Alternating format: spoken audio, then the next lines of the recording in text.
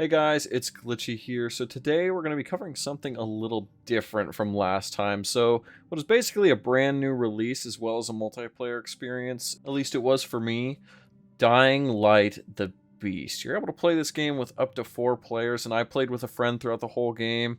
I also did want to say I have a lot of background with Dying Light as a franchise. As I've been playing since the first game came out in 2015, which is weird to say. It's been 10 years since these games felt like a genuine norm in the gaming industry. Games like Dead Island used to be household names, and even if Dying Light is a successful franchise, there have only been 3 games in the series.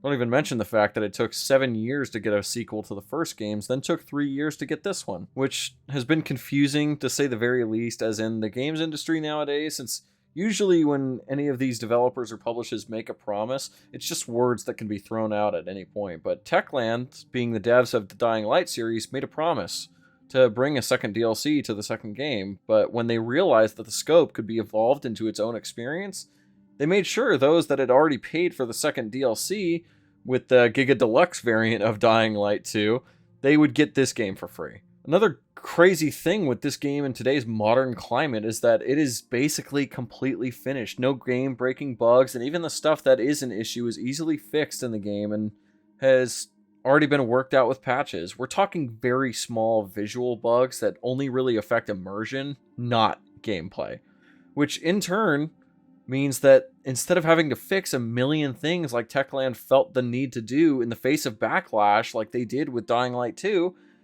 they can immediately either get to work on the 4th installment, making DLC for this game, or providing their excellent post-launch support for this game. So let's get into the things that I really liked about Dying Light the Beast. So there's a lot to cover here for once, as I feel like my negative script is going to be pretty short. So to start out with, the most obvious stuff that everyone is going to notice is that this game is absolutely gorgeous.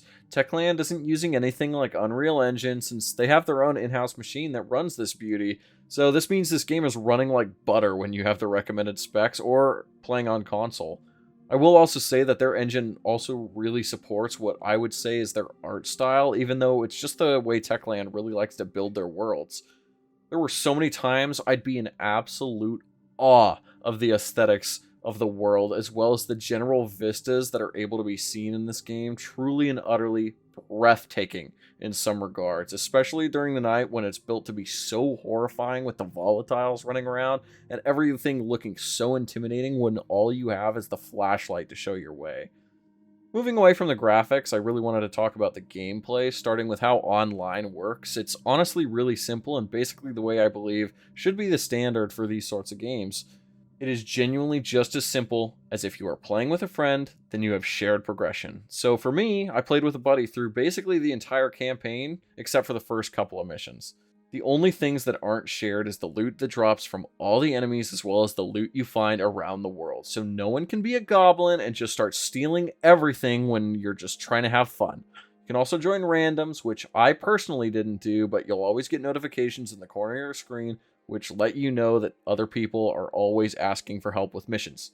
The game also does account for how many people you have, as it's going to scale, being with the more difficult enemies and the bosses to take more damage and also dish it out, making for a really fun experience during the missions when you've got one teammate down and you really feel their absence, as well as the time it takes to try and coordinate the best time to revive them during a boss fight, as it gets increasingly difficult all the way to the final boss to realize when the best time is.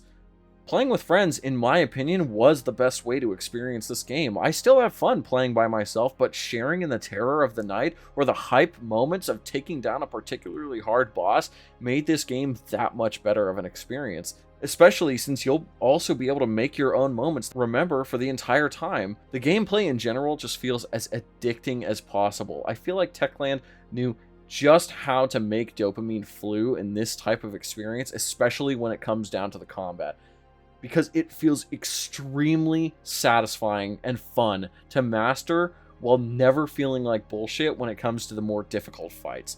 Cutting through zombies, as well as the different ways you can injure all the infected, feels great, since it feels like you're needing to aim even with melee weapons, giving every strike a purpose and making every miss feel extremely crucial. This holds even more true with the ranged weapons, since throughout the game, ammo is extremely limited, besides for 2 weapons, being the crossbow and the bow.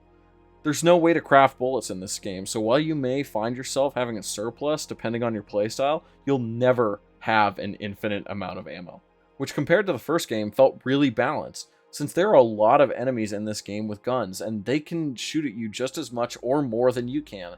Enemy placement in this game feels great, and the AI never really felt like it was extremely dumb like it could be in the first game, which makes sense since a lot of this game's bones are shared with the second game, which focused a lot more on fighting humans than it did fighting infected.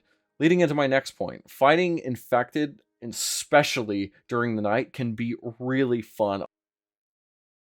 A lot better than the second game, which didn't feel intimidating at all, as well as felt much less frequent. Volatiles in this game feel scary again, as you can barely see them during the night and have basically nowhere to run when you're out in the countryside. Plus, they will punish you into oblivion if you aren't on top of your game when it comes to the parkour. And man, can I say the parkour in this game feels fucking phenomenal. Everything in this game feels heavy, and all your jumps matter, as well as how you memorize paths to get places. If you aren't planning like 10 seconds ahead of where you are, then you're going to feel extremely inefficient, which feels natural since you're brand new to this area, which obviously throughout the game, as you become more familiar with the map, means you're going to become more efficient at running through the town as well as grappling through the country. I also wanted to take a minute to talk about the different abilities as well as the moveset in this game, as it almost feels perfect, since by the last mission you will almost be max level and have basically everything you need to make this game feel like butter gameplay wise, be it the drop kick that can make for extremely fun moments, or the spin move to deal massive damage to groups, or abilities that will help with traversal like the roll so you won't take as much damage when you fall. There isn't a whole lot of abilities in this game that feel useless. Not to mention, the ones that do aren't required to obtain, so you can really get anything you want without having to get those. But with talking about the grapple, I think I can start getting into my mixed feelings with Dying Light the Beast. So, as much as I love this game, there are definitely some things that don't feel fantastic, no matter how long you play the game. One of my biggest issues, which I was hoping would be one of my biggest positives, was the grapple. I don't think there is ever a point through the game where the grapple feels like it's been mastered, since you barely ever get to use it for traversal, except for when you're running through more perfectly placed areas, which are not mandatory at all, which you'd think would allow for more free use, but since there isn't any mandatory use for it through the campaign or out in the open world, you could get the grapple, then literally never use it if you didn't want to and feel no difference in your experience, which as a fan of the grapple in the second game and much more the first, this just doesn't feel like it. Near the end of the game, I was almost exclusively using the grapple as kind of like a scorpion attack to just yank enemies and stomp them into hell. I also want to say, as much fun as I had playing through the campaign with my friend, there were so many moments that felt longer than they should, since you will spend a majority of your time running from across the map to another point, only to spend a few minutes at the new location, just to have to run across the map again. Also, this has never been a huge selling point for any of the Dying Light games, but the story in this game holds little to no significance since it is a very basic revenge plot. While it's a zombie game, no one was expecting the most revolutionary Martin Scorsese level plot. The most memorable parts of the game were when the main character, Kyle, was basically just being done with the NPC's bullshit. It's a little exhausting. I mean, when me and my friend are basically being hyper-focused on Kyle being an asshole to every character he spoke to, as well as how funny it is what shit he was willing to put up with just for a chance to murder one guy, all I could say is that's the best you could do for writing. But these are only nitpicks, because overall, I was actually really happy with how the game turned out, as after the stated release for the second game, I didn't really have very high hopes for this one. You guys won't believe it, but there are basically no huge negatives I personally have in this game, even down to the gameplay loop. I didn't really feel bored playing this game, besides during the running and the missions, and felt like I was having fun at the very least 75% of the time I was playing. Exploring the world, which I didn't cover in Chapter 1, felt great, especially when it was shared, since we were running everywhere. We basically got to see all of the map and got to loot so much shit on what felt like a constant basis.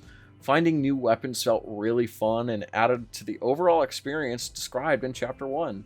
The Beast is a huge step in the right direction for the Dying Light franchise, and as I was looking at other reviews, most people felt as if this was the real sequel to the first game.